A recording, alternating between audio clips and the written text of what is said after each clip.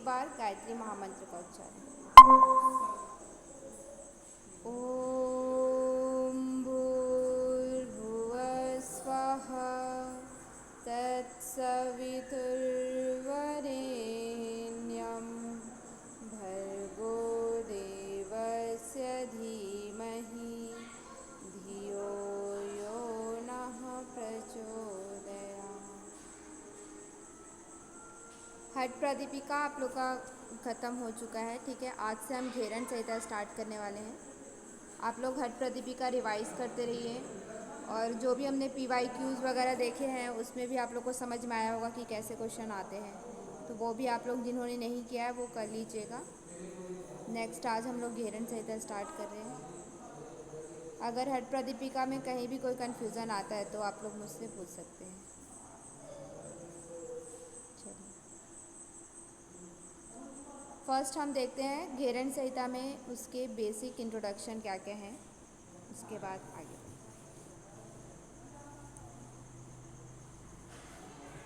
घेरन संहिता के लिए आप रेफरेंस बुक जो है वो हिंदी में वाले जो हिंदी में पढ़ रहे हैं वो स्वामी निरंजनानंद सरस्वती का मुंगेर बिहार का हिंदी में भी आता है और इंग्लिश में भी सेम पब्लिकेशन का आता है, तो आप कोई भी हिंदी इंग्लिश जिसमें भी आप पढ़ना चाहते हैं पढ़ सकते हैं, ठीक है। अब इसमें है वक्ता। वक्ता कौन है? महर्षि घेरन। महर्षि घेरन इसमें वक्ता है और श्रोता चंड कपाली, मतलब कि ये एक कन्वर्सेशन है गुरु और शिष्य के बीच में। महर्षि घेरन और चंड कपाली, जो राजा चंड कपाली, उन दोनों के बीच में एक कन्वर्सेशन है घेरन संहिता, जिसमें घेरन मुनि ने चंड कपाली को घट शुद्धि के विषय में बहुत सारी चीज़ें बताई हैं, हठ योग के विषय में, उनके बारे में यहाँ पे चर्चा मिलती है। रचना काल इसका माना जाता है 17वीं शताब्दी और अन्य नाम इसके हैं घटस्थ योग भी कहा जाता है इसे और सप्तांग योग भी कहा जाता है, क्योंकि यहाँ पे योग के 7 अंग के बारे में वर्णन मिलता है। नीचे आप लोग देख रहे हैं अध्याय 7 हैं, उसी तरह से 7 अंग हैं। षटकर्म, आसन, मुद्रा, प्रत्याहार, प्राणायाम, ध्यान और समाधि, ये 7 अंगों के बारे में यहाँ पे चर्चा मिलती है, इसलिए इसे सप्तांग योग भी कहा जाता है।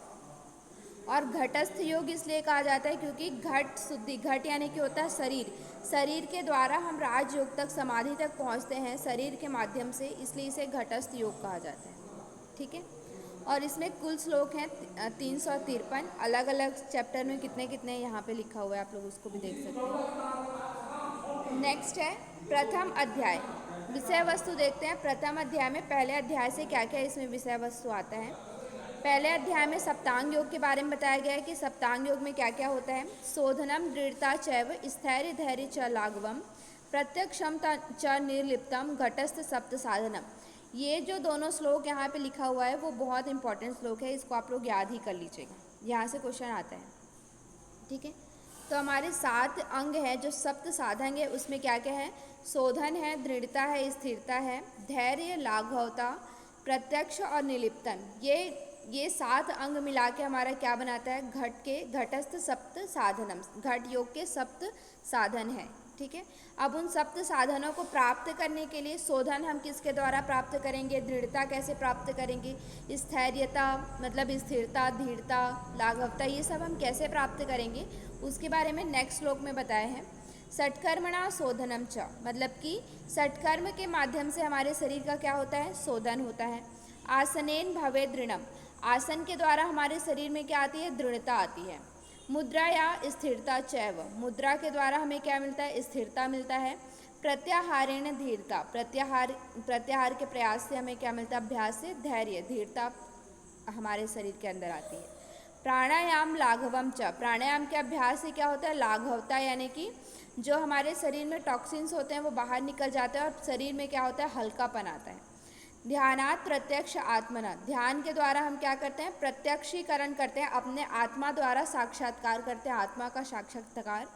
और समाधि नाम निर्लिप्तम च मुक्तिरेव न संशया, समाधि के द्वारा हमें क्या मिलता है? निर्लिप्तता, यानी कि इस संसार से विरक्ति, ठीक है। और इस सब 7 साधनों के उपयोग के द्वारा हम क्या कर सकते हैं? मुक्ति को प्राप्त कर सकते हैं, इसमें कोई संशय नहीं है। ये जो हिंदी में भी लिखा है वो आप लोग को याद रखना है। षटकर्म शोधन किससे आता है, दृढ़ता किससे मिलता है, स्थिरता किससे मिलता है, क्योंकि इससे भी क्वेश्चन मैच द कॉलम में भी आता है और ऐसे भी क्वेश्चन आता है। नेक्स्ट इसी चैप्टर में आप देखेंगे कि षटकर्म के जो छह षटकर्म है उसके बारे में यहाँ पे वर्णन मिलता है। धौतिर वस्ति तथा नेति लौ लिखी त्राटकम तथा कपाल भाति चैतानी षटकर्माणी समाचरित। यहाँ पे छह जो षटकर्म है उसके बारे में चर्चा मिलती है।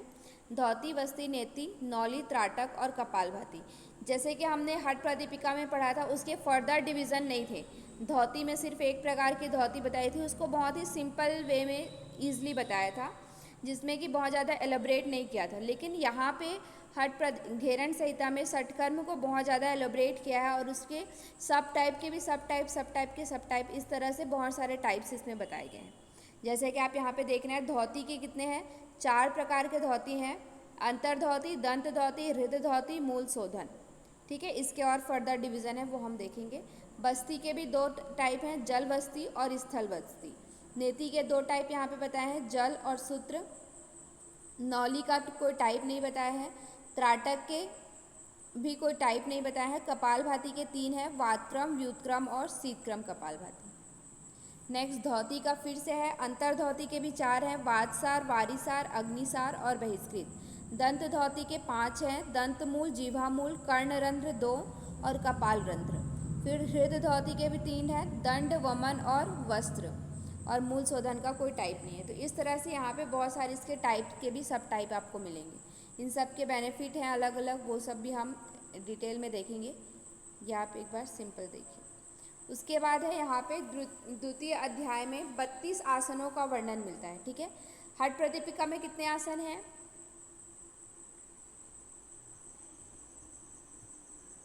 15 आसन। ठीक है, तो उन 15 आसन तो घेरन संहिता में भी है, उसके अलावा 17 और आसनों का यहाँ पे वर्णन मिलता है। ठीक है, जो उसमें 15 आसन है वो सेम है, उसके अलावा 17 और आसन यहाँ पे मिलता है। टोटल 32 आसन यहाँ पे है। ठीक है, यहाँ पे आप देख सकते हैं, जैसे सिद्धासन है, पद्मासन है, भद्रासन, मुक्तासन, वज्रासन, स्वस्तिकासन, सिंहासन, गोमुखासन, वीरासन, धनुरासन, मृतासन, मृतासन यानी कि शवासन, गुप्तासन, मत्स्यासन, मत्स्येंद्रासन, गोरक्षासन, पश्चिमोत्तानासन, उत्कटासन, संकटासन, मयूरासन, कुक्कुटासन, कुर्मासन, उत्तान कुर्मासन, मंडूकासन, उत्तान मंडूकासन, वृक्षासन, गरुड़ासन, वृषासन, शलभासन, मकरासन, उष्ट्रासन, भुजंगासन, योगासन। ये जो 32 आसन है, इनका क्रमशः इसमें बेनिफिट वगैरह हम देखेंगे डिटेल में। नेक्स्ट फिर तृतीय अध्याय में आपका आता है मुद्रा प्रकरण, जिसमें कि 100 श्लोक हैं। ठीक है, कुल इसमें 25 मुद्रा के बारे में वर्णन मिलता है। हठ प्रदीपिका में कितने मुद्रा बताए हैं?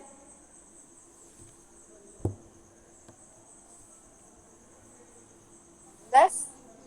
हठ प्रदीपिका में कितने मुद्रा हैं? 10 में। हाँ, 10 मुद्रा। ठीक है, इन 25 मुद्रा में क्या क्या इंक्लूड है? 4 बंध है, महाबंध, मूल बंध, उद्यान बंध और जालंधर बंध। 5 धारणा है यहाँ पे, 5 प्रकार की जो हमारे पंच महाभूत हैं उसकी धारणा यहाँ पे बताई जाती है। और 16 मुद्रा, इन सबको मिला के कितने हैं? 25 हैं। ठीक है, यहाँ पे लिखा हुआ है पूरा। नेक्स्ट है चतुर्थ अध्याय में प्रत्याहार है। प्रत्याहार में हम 60 शत्रु जो होते हैं, काम, क्रोध, लोभ, मोह, मद, मत्सर, इनके बारे में वर्णन मिलता है कि इनसे हम कैसे दूर करें अपने आप से। और उसके बाद आत्म तत्व में लय कैसे प्राप्त करें। लय का मतलब होता है आत्म तत्व में तल्लीन होना, आत्म विषयों की विस्मृति करके आत्म तत्व में तल्लीन कैसे हो, इसके बारे में यहाँ पे वर्णन मिलता है। ठीक है, उसके बाद पंचम अध्याय में प्राणायाम के बारे में पढ़ेंगे। प्राणायाम के पूर्व हम देखेंगे कि स्थान निर्णय कैसे करना है, काल का निर्णय कैसे करना है, मिताहार क्या होता है, निषिद्ध आहार, नाड़ी शुद्धि, उसके बाद अष्टकुंभक, इन सब के बारे में यहाँ पे वर्णन मिलेगा। जैसे कि हम लोग स्थान में क्या होता है, मठ होता है, काल में कौन से काल में करना चाहिए, कौन से में नहीं करना चाहिए, ये भी यहाँ पे वर्णन मिलता है। फिर मिताहार के बारे में विस्तृत चर्चा यहाँ पे मिलती है। और फिर नाड़ी शुद्धि कैसे करना है, अष्टकुंभक। अष्टकुंभक में कौन कौन से है? सहिता सूर्य भेदस्य उज्जाई शीतली तथा भस्त्रिका भ्रामरी मूर्छा केवली च अष्टकुंभका। यहाँ पे सहिता, सूर्य भेदन, उज्जाई, शीतली, भस्त्रिका, भ्रामरी, मूर्छा और केवली, ये 8 कुंभकों के बारे में यहाँ पे वर्णन मिलेगा। उनका प्रोसीजर और उन्हें कैसे करना है। फिर 6th चैप्टर में हम देखेंगे ध्यान प्रकरण, ध्यान के बारे में पढ़ेंगे। यहाँ पे 3 ध्यान का वर्णन मिलता है, स्थूल ध्यान, ज्योति ध्यान और सूक्ष्म ध्यान। इन तीनों के बारे में पढ़ेंगे, इनके लाभ के बारे में पढ़ेंगे। नेक्स्ट है आपका 7वां अध्याय, जिसे हम समाधि प्रकरण कहते हैं। समाधि प्रकरण में 6 तरह की समाधि का यहाँ पे वर्णन मिलता है, ठीक है। ध्यान योग समाधि, नाद योग समाधि, रसानंद समाधि, लय योग समाधि, भक्ति योग समाधि और मनोमूर्छा राजयोग समाधि। इन 6 के बारे में यहाँ पे वर्णन मिलता है, जिसमें हम वहाँ पे और डिटेल में पढ़ेंगे, बट ये चीज़ आपको याद रखना है। ध्यान योग समाधि किससे प्राप्त होता है? सांभवी मुद्रा से। नाद योग समाधि भ्रामरी कुंभक से। रसानंद समाधि खेचरी मुद्रा से।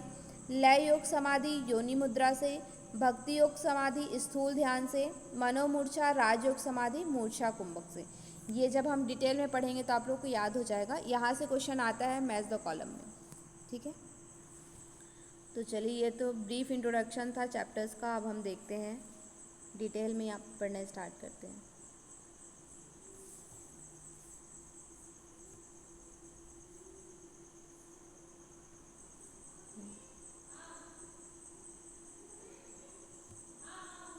फर्स्ट है जिसमें बताया एकदा चंड कपालीर गत्वा घेरन कुटीरम प्रणम्य विनया भक्त्वा घेरंडम परिप्रक्षति। एक बार जो है चंड कपाली घेरन मुनि के आश्रम में गए, घेरन मुनि के कुटीर में गए और उन्हें प्रणाम करके उनसे कुछ प्रश्न पूछा। परिप्रक्षति यानी कि प्रश्न पूछा। घटस्थ योगम योगेश तत्व ज्ञानस्य कारणम इदानीं श्रोतुम इच्छामि योगेश्वर वद प्रभु। इसमें बोला कि जो चंड कपाली है वो बोलते हैं कि घट योग जो तत्व ज्ञान का कारण है, घट योग, उसके बारे में मैं क्या करना चाहता हूँ, सुनना चाहता हूँ, जानना चाहता हूँ। हे योगेश्वर, हे प्रभु, यानी कि घेरन मुनि को बोल रहे हैं कि हे योगेश्वर, मुझे उसके बारे में बताइए, मुझे उसके बारे में कहिए। ये सब ज़्यादा इम्पोर्टेंट नहीं है,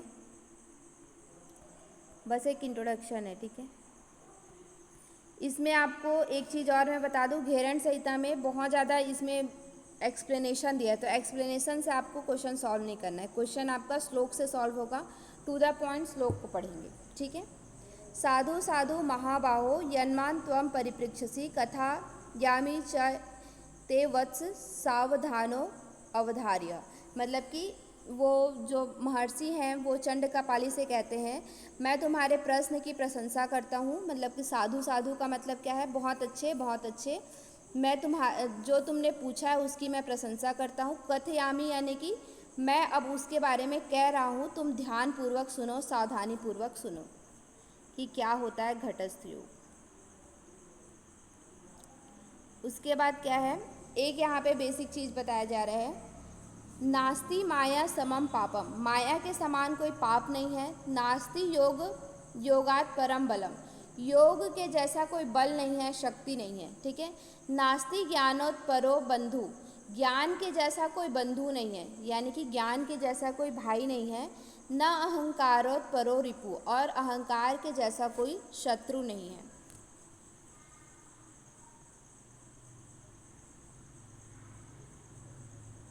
इसमें बहुत ज़्यादा एक्सप्लेनेशन दिया है, ये सब इतना इम्पॉर्टेंट नहीं है। एक्सप्लेनेशन आप अपनी जानकारी के लिए पढ़ सकते हैं, एग्ज़ाम बेसिस के लिए ठीक नहीं है, ठीक है। अभ्यास कादावीण्य यथा शस्त्राणि बोधिये तथा योगम समासाध्य तत्व ज्ञानम च लभ्यते। जैसे कि क्या होता है कि अभ्यास का आदि वर्ण का आदि का वर्ण कैसा होता है कि हम जब नर्सरी में थे तो क्या पढ़ते थे? शुरू में हम लोग को क्या पढ़ाया जाता था? आ ये सब पढ़ाया जाता था, ABCD। यानी कि अब उसके बाद हम जब जैसे जैसे बड़े होते गए तो हमें क्या होना, पढ़ना आ गया, वर्ड्स पढ़ना आ गया, वर्ड लिखना आ गया, बनाना आ गया। उसी तरह से क्या बोला जा रहा है कि शास्त्रों के लिए का वर्ण पढ़ना आवश्यक है, उसी तरह तत्व ज्ञान या के लिए हमें क्या करना चाहिए? योग अभ्यास करना आवश्यक है। मतलब कि तत्व ज्ञान की प्राप्ति के लिए योग को प्रारंभ करना आवश्यक है, ठीक है। सुकृत दुष्कृत कार्य जायते प्रणिनाम घटा घटा दुष्पद्यते कर्म घटी यंत्र या भ्रमित। मतलब कि जैसे कि प्राणी के शरीर में क्या होता है, सुकृत और दुष्कृत कर्म से उत्पन्न होता है। हमारा जो शरीर क्या होता है, सुकृत और दुष्कृत, यानी कि जो हमने अच्छे बुरे कर्म किए हैं उसी के कर्म के द्वारा हमारा शरीर क्या हुआ है, उत्पन्न हुआ है। ठीक है, तो शरीर से कर्म और कर्म से क्या होता है, शरीर की उत्पत्ति होती है। मतलब कि देखिए, जब आप कर्म से निर्लिप्त हो जाएंगे, मतलब कि आपका क्या होगा, पुनर्जन्म नहीं होगा, आप मुक्ति को प्राप्त कर लेंगे। जब तक हमारे शरीर में कर्म है और जब तक कर्म है तभी तक हमारी क्या हो रहा है, पुनर्जन्म हो रहा है। जब तक हम इस कर्म बंधन के चक्र में फंसे हुए हैं तभी तक हमारा पुनर्जन्म हो रहा है। जब हम इस कर्म बंधन से छूट जाएंगे तो क्या हो जाएगा, शरीर की उत्पत्ति समाप्त हो जाएगी, मतलब कि मृत्यु को मोक्ष को प्राप्त कर लेंगे।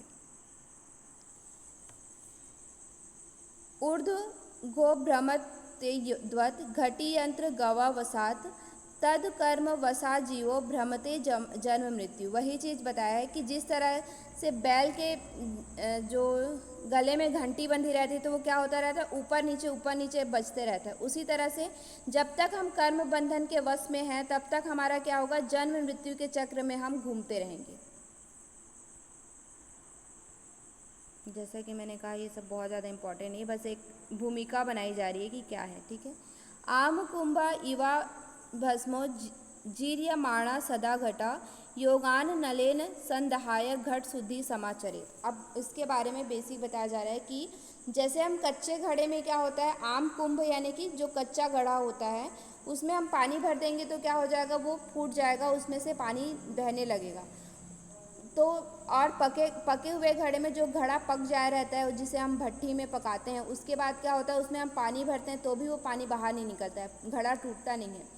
उसी तरह से जब तक हमारा शरीर योग अग्नि से जलेगा नहीं तब तक हमारे शरीर में घट शुद्धि नहीं होगी। मतलब कि जब तक हमारे शरीर को अच्छा बनाना है, घट को शुद्धि करना है, तब तक हमें इसे क्या करना पड़ेगा, योग अग्नि में जलाना पड़ेगा। अब उसके बारे में बताया जा रहा है कि योग अग्नि में हमें घट शुद्धि के लिए क्या क्या करना पड़ेगा। ठीक है, यहाँ से आपका इम्पॉर्टेंट है ये वाला। सप्त साधन है घट शुद्धि के, घटस्थ सप्त साधन। शोधनम दृढ़ता चैव स्थैर्य धैर्य च लाघवम प्रत्यक्षम च निर्लिप्तम घटस्थ सप्त साधन। घट शुद्धि के 6-7 साधन बताए हैं, शोधन, दृढ़ता, स्थैर्य, धैर्य, लाघव, प्रत्यक्ष और निर्लिप्तता। ये आपको सीक्वेंस में भी याद रखना है और ये सारी चीज़ आपको याद रखना है। अब इस सप्त साधन के लिए हमारे पास कौन कौन से साधन है, किन साधनों के द्वारा हम इसको प्राप्त कर सकते हैं, तो ये भी बहुत इम्पॉर्टेंट है। षट्कर्मणा शोधनम च आसनेन भवेद दिनम। शोधन हमें किससे प्राप्त होता है, षट्कर्म से। दृढ़ता किससे प्राप्त होता है, आसन से। स्थिरता मुद्रा से, और धीरता यानी कि धैर्य प्रत्याहार से। लाघवता यानी कि शरीर में हल्कापन प्राणायाम से। प्रत्यक्ष आत्मना आत्म साक्षात्कार किससे होता है, ध्यान से। निर्लिप्तता यानी कि पूरी तरह से विरक्ति किससे प्राप्त होती है, समाधि से। ये 7 साधन हैं जिसके द्वारा हम क्या कर सकते हैं, मुक्ति को प्राप्त कर सकते हैं और अपने घट की शुद्धि कर सकते हैं। ठीक है, अब उसके बाद पहला क्या था हमारा, षट्कर्म। षट्कर्म से हमारा क्या हो रहा था, शोधन। तो अब शोधन प्राप्त करने के लिए हमारे पास यहाँ पे षट्कर्म की चर्चा मिलती है। तो षट्कर्म में क्या क्या है देखते हैं।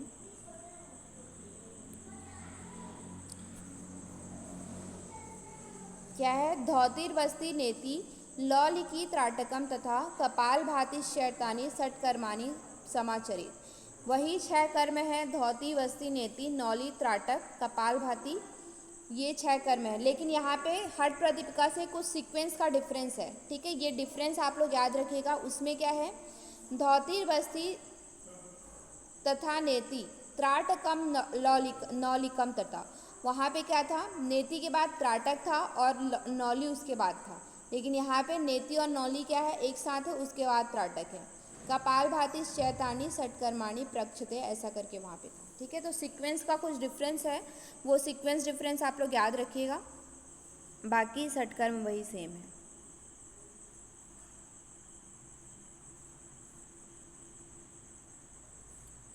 अब षट्कर्म में पहला क्या है, धौति। धौति के अंतर्गत बहुत सारे इसमें और सब डिवीज़न है। सब डिवीज़न में क्या क्या आता है, अंतर धौति, दंत धौति, हृद धौति मूल शोधनम धौति चतुर्विधाम कृत्वा घटम कुर्वन्ति निर्मलम। ठीक है, इसके अंदर क्या है, चार धौति के अंदर चार है, अंतर धौति, दंत धौति, हृद धौति और मूल शोधन। धौति के चार भेद हैं, अंतर धौति, दंत धौति, हृद धौति, मूल शोधन। सीक्वेंस वाइज आपको इसको याद रखना है। ठीक है, श्लोक के अकॉर्डिंग, क्योंकि इसका सीक्वेंस भी पूछा जाता है। जब हम क्वेश्चन देखेंगे PYQs तब आप लोग को पता चलेगा कि धौति के जो चार टाइप हैं उसको सीक्वेंस वाइज जमाइए, इस तरह से भी क्वेश्चन आता है। ठीक है, तो सीक्वेंस वाइज आपको इसको याद रखना है, अंतर धौति, दंत धौति, हृद धौति, मूल शोधन। अब अंतर धौति देखते हैं। पहला धौति का पहला पार्ट है अंतर धौति। अंतर धौति के भी सब टाइप हैं, कौन कौन से, वातसार, वारीसार, वहिनीसार, बहिष्कृत। ये चार टाइप के अंतर धौति हैं। घटस्थ निर्मलार्थाय अंतर धौति चतुर्विधम। घट की निर्मलता के लिए यानी कि शरीर की शुद्धि के लिए अंतर धौति के चार प्रकार यहाँ पे बताए गए हैं, वातसार, वारीसार, वहिनीसार और बहिष्कृत।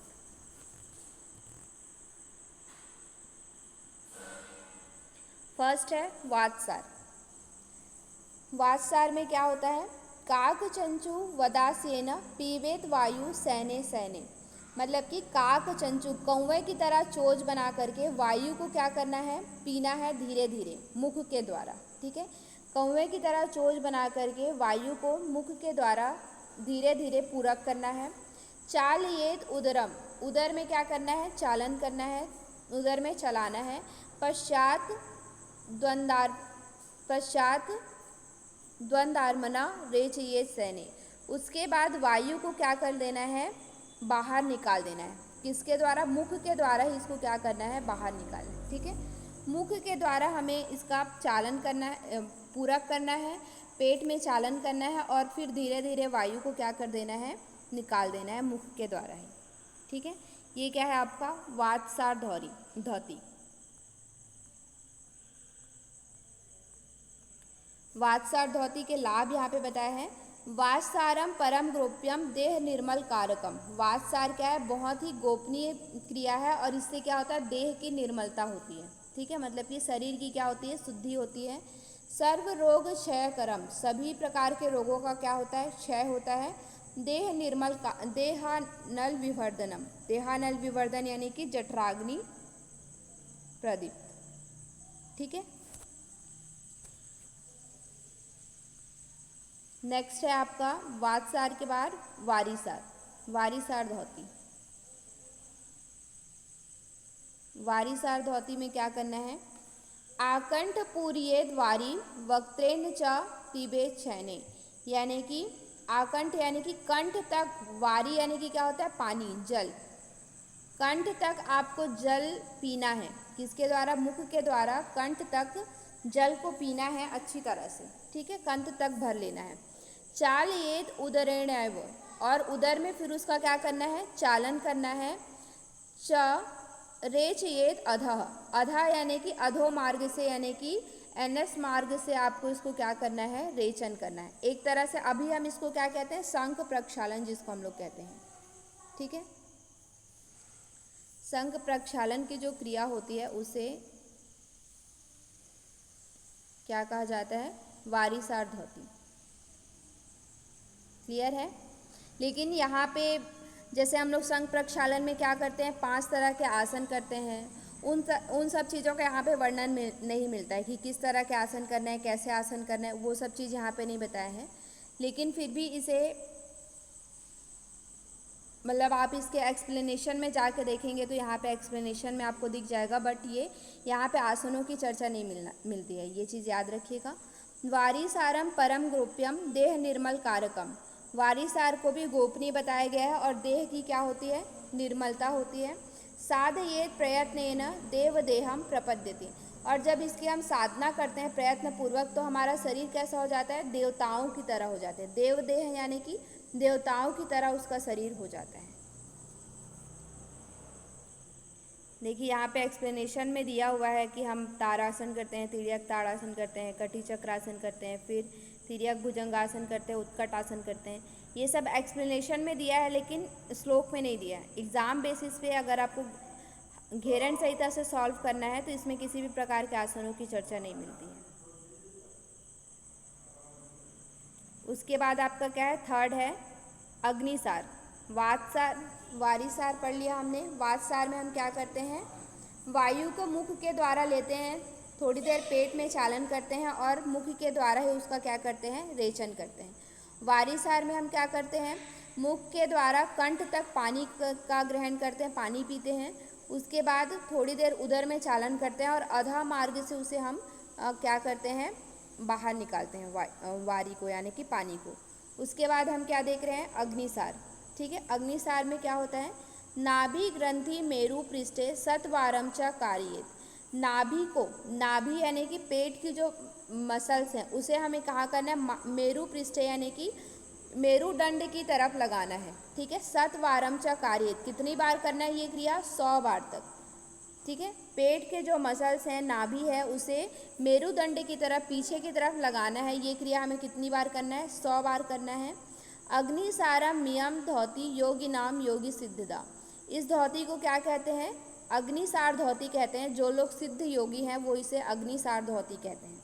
ठीक है, इससे क्या होता है, उदराम जयम तक्त्वा जठराग्नि विवर्धयेत।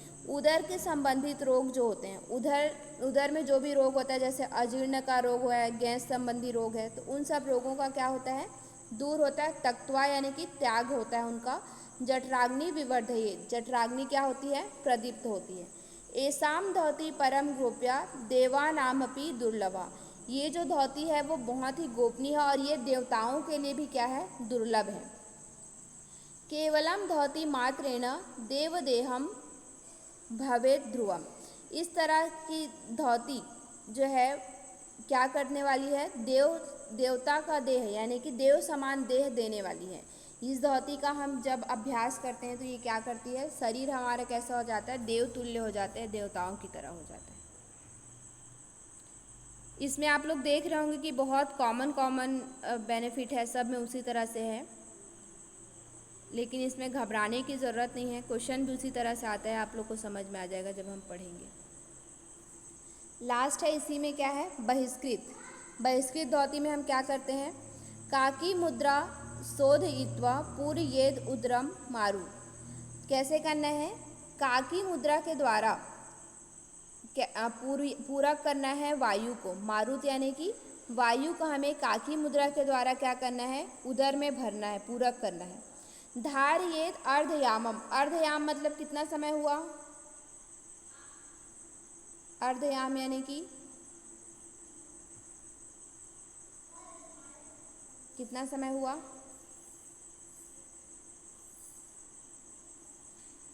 बताइए। हट प्रदीपिका में पढ़ा है हम लोगों ने, 1.5 घंटा। 1.5 घंटा। ठीक है, ये एक याम मतलब कितना होता है, 3 घंटा। तो यहाँ पे क्या बोला है, अर्धयाम। अर्धयाम का मतलब कितना हुआ, 1.5 घंटा। 1.5 घंटे तक हमें उस वायु को क्या करना है, पेट के अंदर रखना है, उदर में रखना है और उसका चालन करना है। फिर उसके बाद क्या है, तू चालियेत अधो वर्तमना। अब उसके बाद 1.5 घंटे के बाद हमें उस वायु को बाहर कहाँ से निकालना है, अधो मार्ग से। ठीक है, अधो मार्ग से उसका हमें क्या करना है, रेचक करना है। एसाम धौति परम गोप्या न प्रकाश्य कदाचना। ये जो धौति है वो बहुत ही गोपनीय है और किसी से भी नहीं कहना चाहिए, प्रकाशित नहीं करना चाहिए। मतलब कि इसके जो लाभ आपको प्राप्त हो रहे हैं वो हमें किसी से भी नहीं कहना चाहिए। ठीक है, समझ में आया।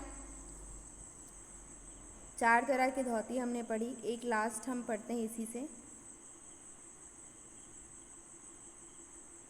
इसी का पार्ट है वो, प्रक्षालन कर्म। ठीक है, बहिष्कृत धौति का ही पार्ट है, कैसे करना है प्रक्षालन कर्म। नाभि अग्नि जले स्थित्वा शक्ति नाड़ी विसर्जित। नाभि तक हमें कहाँ रहना है, जल में स्थित होना है, यानी कि आपकी नाभि तक कहाँ पे होगी, जल में होगी। शक्ति नाड़ी विसर्जित, शक्ति नाड़ी का क्या करना है, हमारे शरीर के अंदर शक्ति नाड़ी होती है, उसका क्या करना है, विसर्जन करना है। कराभ्याम छालियेत नाड़ी ज्ञावन मल विसर्जनम। और उस नाड़ी का मतलब कि अधो मार्ग से उस शक्ति नाड़ी को हमें क्या करना है, बाहर निकालना है और उस नाड़ी का क्या करना है, हाथों के द्वारा सफाई करना है। कराभ्याम छालियेत नाड़ी मतलब क्या है, हाथों के द्वारा उस नाड़ी की सफाई करना है। यावन मल विसर्जनम, और उसके मल को क्या करना है, दूर करना है, यानी कि विसर्जन करना है। ठीक है। तावत प्रक्षाल्य नाड़ी च उदरे वेशयुत पुनः, और जब उस नाड़ी की सफाई हो जाए तब उसे क्या करना चाहिए, पेट के अंदर वापस से उस नाड़ी को अंदर की तरफ डालना चाहिए, अंदर की तरफ कर लेना चाहिए। ठीक है। जहाँ उसका स्थान है वहाँ अंदर की तरफ उसे कर लेना चाहिए। इदम प्रक्षालम गोप्या देवानामपि दुर्लभा, और ये जो प्रक्षालन कर्म है वो देवताओं के लिए भी क्या है, दुर्लभ है। केवलम धौती मात्रेण देव देहो भवे ध्रुवम, और इस धौती से ही हमें क्या मिलता है, देवताओं के समान देह प्राप्त होता है। याम अर्थ धारण शक्ति यावन धारियेत नर, जब तक, हमने इसके पहले क्या पढ़ा, बहिष्कृत पढ़ा। बहिष्कृत में क्या होता है कि आधे याम यानी कि 1.5 घंटे तक, जब तक हमें वायु को धारण करने की शक्ति हमारे अंदर ना आ जाए तब तक हमें इसका अभ्यास नहीं करना चाहिए। यानी कि प्रक्षालन कर्म का अभ्यास हमें तब तक नहीं करना चाहिए जब तक हमें बहिष्कृत का अभ्यास अच्छी तरह से ना हो जाए। बहिष्कृत कर्म के अभ्यास के बाद ही हमें क्या करना चाहिए, इसका अभ्यास करना चाहिए। बहिष्कृता महाधौती तावत न जायते, मतलब कि जब तक हमें बहिष्कृत धौती का अभ्यास अच्छी तरह से ना हो जाए तब तक इस महाधौती यानी कि प्रक्षालन धौती का अभ्यास नहीं करना चाहिए। न जायते मतलब नहीं करना चाहिए। ठीक है, समझ में आया?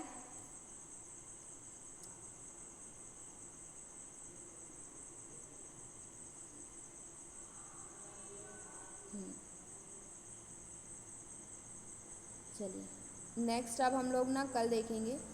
ईशा मैम का आज थोड़ा जल्दी क्लास लेना है तो इस वजह से आज ही क्लास है।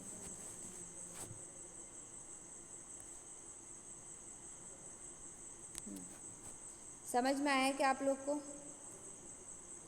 इसके बेनिफिट वगैरह यस मैम। सेम है तो इसमें बहुत ज़्यादा कंफ्यूज होने की ज़रूरत नहीं है। वो सब क्लियर होगा बाद में अच्छी तरह से जब हम क्वेश्चन करेंगे, क्योंकि क्वेश्चन भी उसी तरह से ही आता है तो दिक्कत की बात नहीं है। बस आप लोग थोड़ा थोड़ा जैसे उसके प्रोसीजर वगैरह समझते चलिएगा कि वातसार में क्या होता है, वारीसार में क्या होता है, क्योंकि इसमें से प्रोसीजर में से भी आता है। जैसे वातसार है तो वातसार में हम वायु को कहाँ से लेके कहाँ से ख़त्म करेंगे, मतलब कि कहाँ से रेचन करेंगे, पूरक कहाँ से करेंगे, रेचक कहाँ से करेंगे, इस टाइप का क्वेश्चन आता है। वारीसार में क्या होता है, कौन सी मुद्रा लगाते हैं वारीसार में, जैसे काकी मुद्रा के तरह बताया है उसमें। ठीक है कि मतलब कि वातसार में हमें क्या करना है, कौवे की चोंच के समान मुख को बना करके वायु लेना है। इस तरह से सिंपल सिंपल क्वेश्चन आता है तो वो सब आप लोग याद रखिएगा। बेनिफिट जो सेम है उस पर बहुत ज़्यादा कंफ्यूज होने की ज़रूरत नहीं है। ठीक है, चलिए अब आप लोग पढ़ते रहिए, जो भी कंफ्यूजन है वो पूछिए। सभी कमर गर्दन सीधी करके बैठे। हाँ कुछ बोल रहे थे? No ma'am. सभी कमर गर्दन सीधी करके बैठे, 3 बार शांति का उच्चारण। ओम शांति ही शांति ही शांति ही। चलिए लेफ्ट कर सकते हैं आप लोग।